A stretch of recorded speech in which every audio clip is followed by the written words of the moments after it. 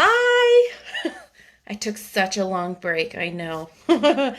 Are you so content with the secret garden? That's a good word for me. Like overwhelmingly content. Like, it just felt so good, you know? Um, so this book, The Little Princess, is the same author. I said author, weird. Author. And she actually wrote over 40 novels, but there are three that are super, super famous: The Secret Garden, The Little Princess, and there's another one that's like a word I've never heard of before. I don't remember what it is, but Google it. Anyway, you're going to be hearing more British accents. No Yorkshire, unfortunately, but it means that I have to diversify my London, UK accent. I will do the best I can. And what happens if I make mistakes? That's okay. That's part of trying. I'm so excited to go on this journey with you. I've never read The Little Princess, but I've seen the films. There's one with Shirley Temple from a long, long time ago, and I used to love that one. And the more recent film version of The Little Princess was like one of my absolute favorite movies ever. And there are a lot of similarities. You're going to see a lot of similarities in the characters and where the characters come from. Sarah comes from India. Her father works in the military, right? She goes from India to England, right? So you'll be seeing a lot of that. That must have been a very big theme at the time. Okay. Oh, and I'm using my same narrator voice. I know that. No need to tell me. These glasses make it look like I have a unibrow. I never thought about that. Okay. Chapter 1. Sarah. Once on a dark winter's day, when the yellow fog hung so thick and heavy in the streets of London that the lamps were lighted and the shop windows blazed with gas as they do at night, an odd-looking little girl sat in a cab with her father and was driven rather slowly through the big thoroughfares. She sat with her feet tucked under her and leaned against her father, who held her in his arm, as she stared out of the window at the passing people with a queer, old-fashioned thoughtfulness in her big eyes. She was such a little girl that one did not expect to see such a look on her small face. It would have been an old look for a child of 12, and Sarah Crewe was only 7. The fact was, however, that she was always dreaming and thinking odd things, and could not herself remember any time when she had not been thinking things about grown-up people and the world they belonged to. She felt as if she had lived a long, long time. At this moment, she was remembering the voyage she had just made from Bombay with her father, Captain Crewe. She was thinking of the big ship, of the lascars passing silently to and fro on it, of the children playing about on the hot deck, and some of the young officers' wives who used to try to make her talk, and to them, and to laugh at the things that she said. Principally, she was thinking of what a queer thing it was that at one time one was in India in the blazing sun, and then in the middle of the ocean, and then driving in a strange vehicle through strange streets, where the day was as dark as the night. She found this so puzzling that she moved closer to her father. "Papa," she said in a low, mysterious little voice, which was almost a whisper. "Papa." "What is it, darling?" Captain Crewe answered, holding her closer and looking down into her face. "What is Sarah thinking of?" "Is this the place?" Sarah whispered, cuddling still closer to him. "Is it, Papa?" "Yes, little Sarah, it is. We have reached it at last." And though she was only 7 years old, she knew that he felt sad when he had said it. It seemed to her many years since she had begun to prepare her mind for the place, as they had always called it. Her mother had died when she was born, so she had never known or missed her. Her young, handsome, rich, petting father seemed to be the only relation she had in the world. They had always played together and been fond of each other. She only knew she was rich because she had heard people say so when they thought she was not listening, and she had also heard them say that when she grew up she would be rich too. She did not know all that meant, being rich. She'd always lived in a beautiful bungalow and had been used to seeing many servants who made salams to her and called her Missy Sahib and gave her her own way in everything. She had had toys and pets and an ayah who worshipped her. And she had gradually learned that people who were rich had these things. That, however, was all she knew about it. During her short life, only one thing had troubled her, and that thing was the place. She was to be taken to some day. The climate of India was very bad for children, and as soon as possible they were sent away from it, generally to England and to school. She had seen other children go away, and had heard their fathers and mothers talk about the letters they received from them. She had known that she would be obliged to go also. And though sometimes her father's stories of the voyage and the new country had attracted her, she had been troubled by the thought that he could not stay with her. "Couldn't you go to that place with me, Papa?" she had asked when she was 5 years old. "Couldn't you go to school too? I would help you with your lessons." "But you will not have time to stay for very long, little Sarah," he had always said.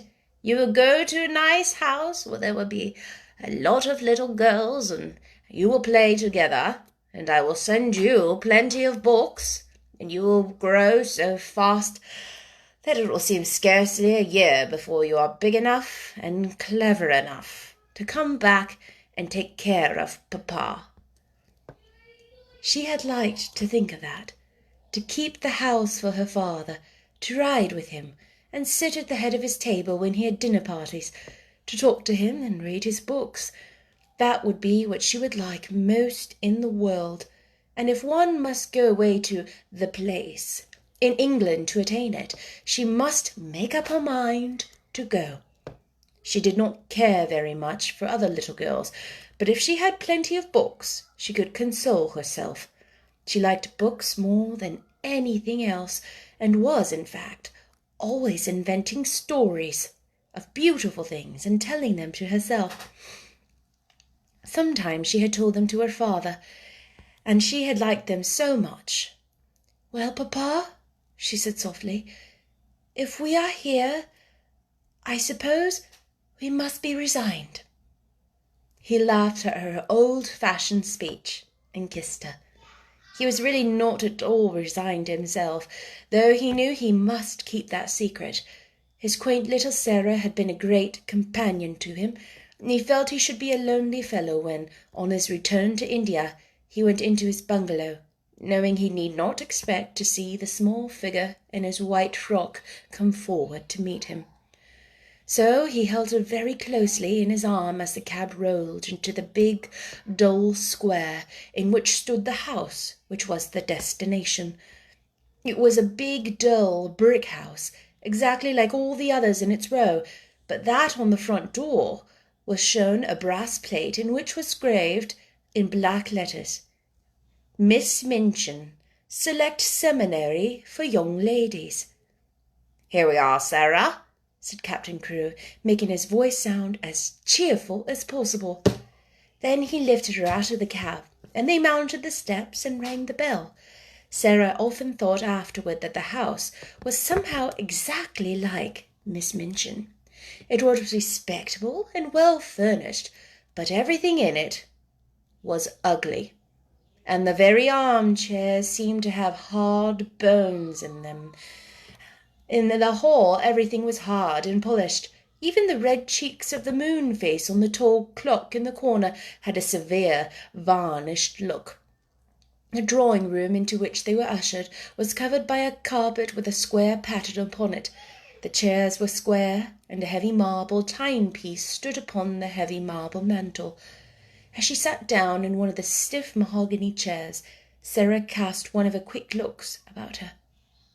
"I don't like it, Papa," she said, "but then I dare say soldiers, even brave ones, don't really like going into battle." Captain Crewe laughed outright at this.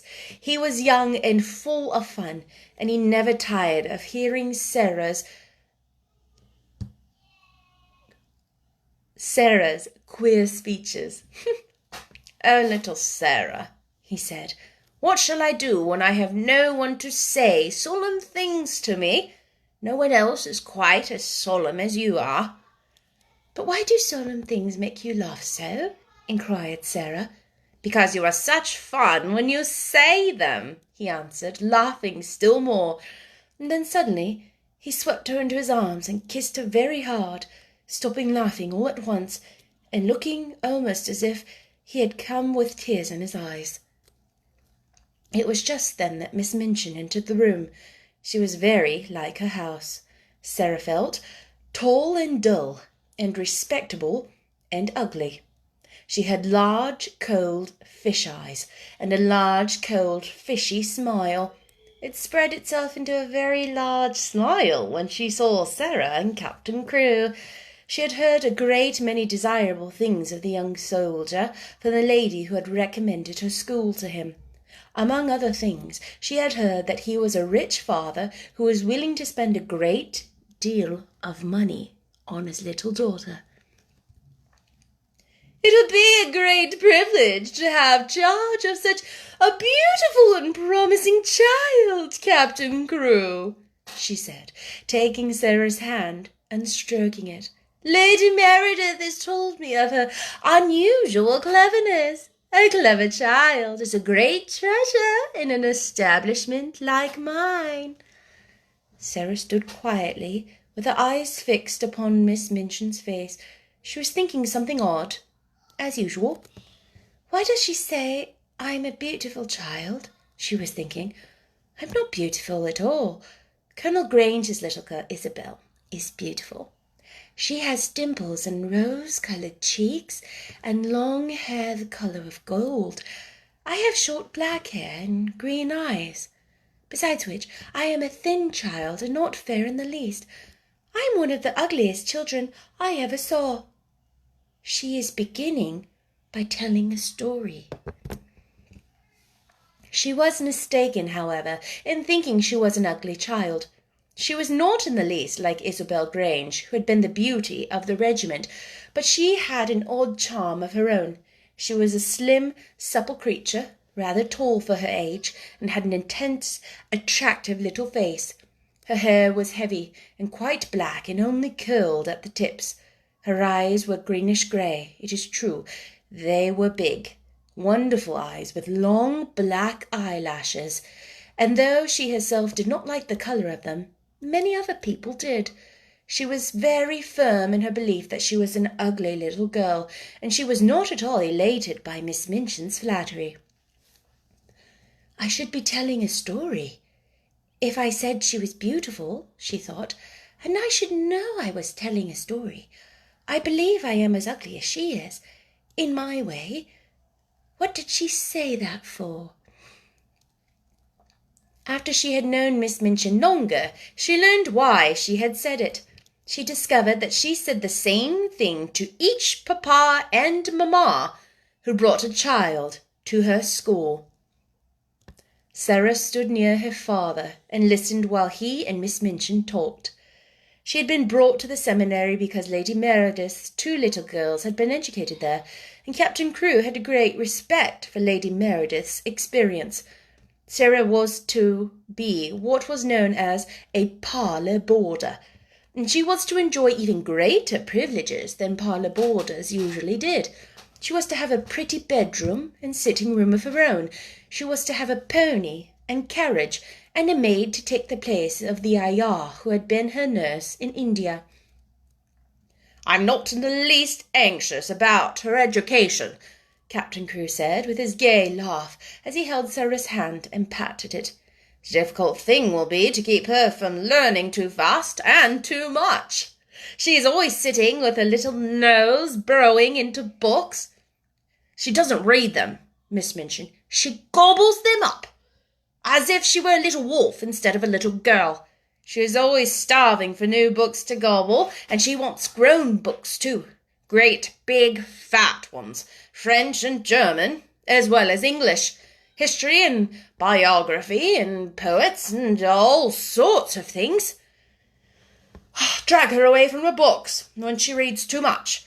Make her ride a pony in the Row or go out and buy a new doll. She ought to play more with her dolls. Papa, said Sarah, you see, if I went out and bought a new doll every few days, I should have more than I could be fond of. Dolls ought to be intimate friends. Emily is going to be my intimate friend. Captain Crewe looked at Miss Minchin, and Miss Minchin looked at Captain Crewe. Who is Emily? She inquired. Tell us, Sarah, Captain Crewe said, smiling. Sarah's green-grey eyes looked very solemn and quite soft as she answered. She's the doll I haven't got yet, she said.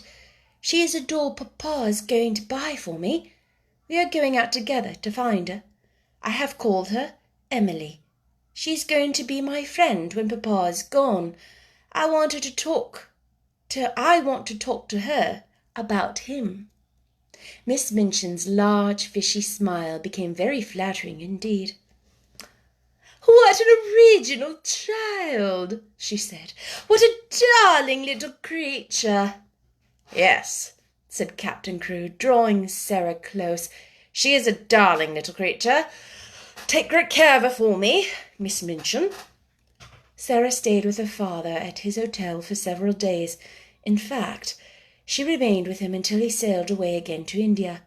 They went out and visited many big shops together, and bought a great many things. They bought, indeed, a great many more things than Sarah needed. But Captain Crewe was a rash, innocent young man, and wanted his little girl to have everything she admired, and everything he admired himself. So, between them, they collected a wardrobe much too grand for a child of 7. There were velvet dresses trimmed with costly furs, and lace dresses, and embroidered ones, and hats with great soft ostrich feathers, and ermine coats and muffs, and boxes of tiny gloves and handkerchiefs and silk stockings in such abundant supplies that the polite young woman behind the counters whispered to each other that the old little girl with the big solemn eyes must be at least some foreign princess, perhaps a little daughter of an Indian Rajah. And at last they found Emily, but they went to a number of toy shops and looked at a great many dolls before they discovered her. I want her to look as if she wasn't a doll really, Sarah said. I want her to look as if she listens to me when I talk to her. The trouble with dolls, Papa, and she put her head on one side and reflected as she said it. The trouble with dolls is that they never seem to hear.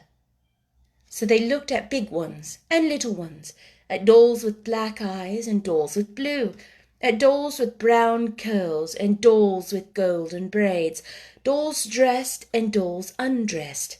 You see, Sarah said when they were examining one that had no clothes, if, when I find her, she has no frocks, we can take her to a dressmaker and have her try things and have them made to fit.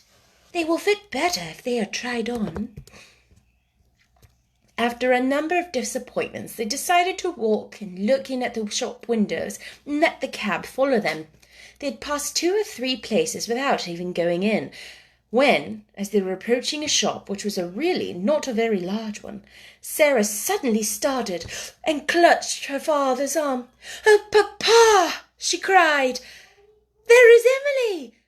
A flush had risen to her face, and there was an expression in her green-grey eyes as if she had just recognized someone she was intimate with and fond of. "She is actually waiting for us," she said. "Let us go in to her."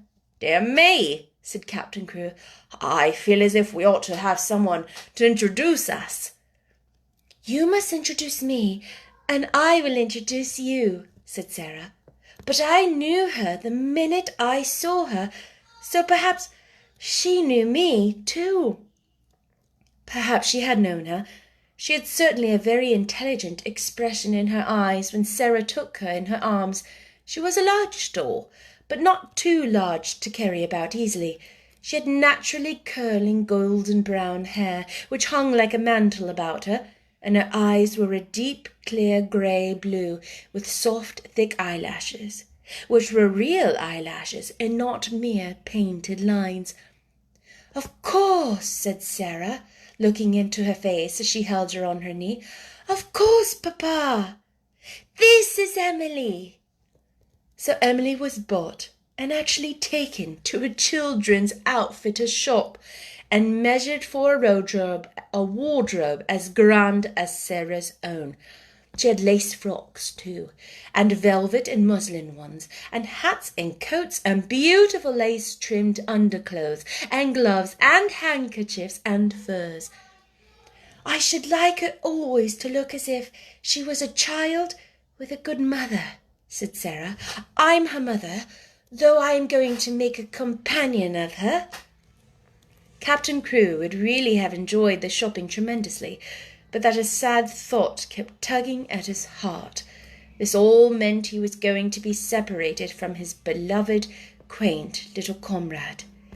He got out of his bed in the middle of the night and went and stood looking down at Sarah, who lay asleep with Emily in her arms. Her black hair was spread out on the pillow, and Emily's golden brown hair mingled with it. Both of them had lace-ruffled nightgowns, and both had long eyelashes which lay and curled up on their cheeks. Emily looked so like a real child that Captain Crewe felt glad she was there. He drew a big sigh and pulled his moustache with a boyish expression. "Hi-ho, little Sarah," he said to himself. "I don't believe you know how much your daddy will miss you." The next day he took her to Miss Minchin's and left her there. He was to sail away the next morning. He explained to Miss Minchin that his solicitors, Messrs. Barrow and Skipworth, had charge of his affairs in England and would give her any advice she wanted, and that they would pay the bills she sent for Sarah's expenses. He would write to Sarah twice a week, and she was to be given every pleasure she asked for. "She is a sensible little thing, and she never wants anything it isn't safe to give her," he said. Then he went to Sarah into a little sitting room, and they bade each other good-bye. Sarah sat on his knee and held the lapels of his coat in her small hands and looked long and hard at his face. "Are you learning me by heart, little Sarah?" he said, stroking her hair. "No," she answered. "I know you by heart. You are inside my heart." And they put their arms round each other and kissed as if they would never let each other go. When the cab drove away from the door, Sarah was sitting on the floor of her sitting room with her hands under her chin and her eyes following it until it had turned the corner of the square. Emily was sitting by her, and she looked after it too. When Miss Minchin sent her sister, Miss Amelia, to see what the child was doing, she found she could not open the door. "I have locked it," said a queer, polite little voice from inside. "I want to be quite by myself, if you please." Miss Amelia was fat and dumpy, and stood very much in awe of her sister. She was really the better-natured person of the two, but she never disobeyed Miss Minchin. She went downstairs again, looking almost alarmed. "I never saw such a funny, old-fashioned child, sister," she said. "She has locked herself in, and she's not making the least particle of noise." "It is much better than if she kicked and screamed, as some of them do," Miss Minchin answered. "I expect that a child as much spoiled as she would set the whole house in an uproar. If a child was ever given her own way in everything, as she is." "I've been opening her trunks and putting her things away," said Miss Amelia. "I never saw anything like them. Sable and ermine on her coats. and real Valenciennes, lace on her underclothing. You have to seen some of her clothes. What do you think of them? I think they are perfectly ridiculous, replied Miss Minchin sharply, but they will look very well at the head of the line when we take the school children to church on Sunday. She has been provided for as if she were a little princess. And upstairs in the locked room, Sarah and Emily sat on the floor and stared at the corner round which the cab had disappeared, while Captain Crewe looked backward, waving and kissing his hand as if he could not bear to stop. That's the end of chapter 1 of The Little Princess. I hope to bring you tomorrow, we'll see about tomorrow, chapter 2, which is called A French Lesson. What do you think? What do you think of the voices? I'll have to stew on them a little bit too. I hope you're having a good evening. Let me know if you're excited about The Little Princess. This is one of my favorites.